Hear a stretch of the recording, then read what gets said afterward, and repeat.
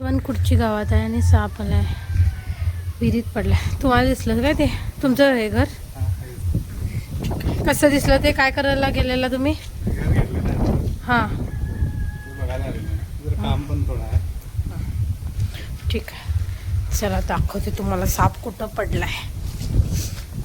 बघू शकता असा हा विहिरीत पडलाय साप. आणि त्यांनी नवीन घर घेतले, ते बघायला आले आणि त्यांना अचानक साप दिसून आला. ठीक आहे, आपण पकडू यायला.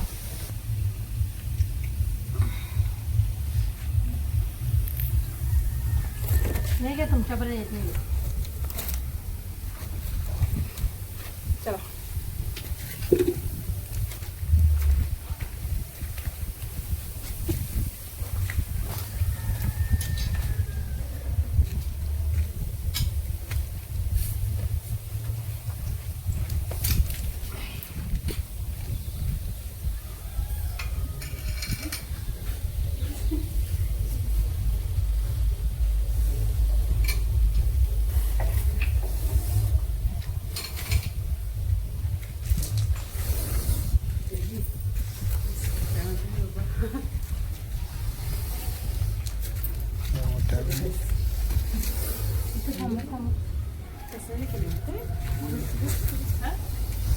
अंदाजे 4-4.5 ते 5 वर्षाचा हा नाग जातीचा साप आहे.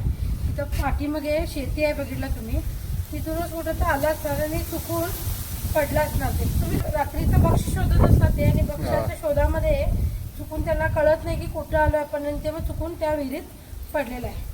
नाग हा पोहू शकतो, पण किती दिवस तिला तसंच हे करणार, कधी ना कधी त्याचा मग तिथंच मृत्यू झाला. त्यामुळे पकडायची गरज होती. पाठीमागे पूर्ण शेती आहे. खरं बघायला गेलं तर आम्ही त्यांच्या जागेमध्ये येऊन राहिल्याचं काय घरं वगैरे बांधून, पण काय करणार, असं कन्स्ट्रक्शन वगैरे झाल्यामुळे सापांना कुठं जायचं कळत नाही आहे. लक्षात घ्या. तर ठीक आहे, आपण याला तर बंद करूया.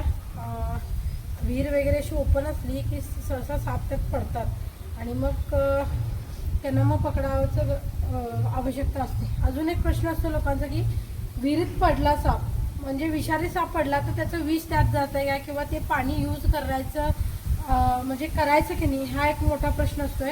काही गरज असते, सापाच्या अंगात विष असते, लक्षात घ्या. ते काय ते पाण्यामध्ये सोडत नाही किंवा विषाचा काय प्रॉब्लेम नाही आहे. आणि ते पाणी आरामात तुम्ही पिण्यायोग्य पण आहे आणि वापरण्यायोग्य पण आहे. आपण याला बंद करूया.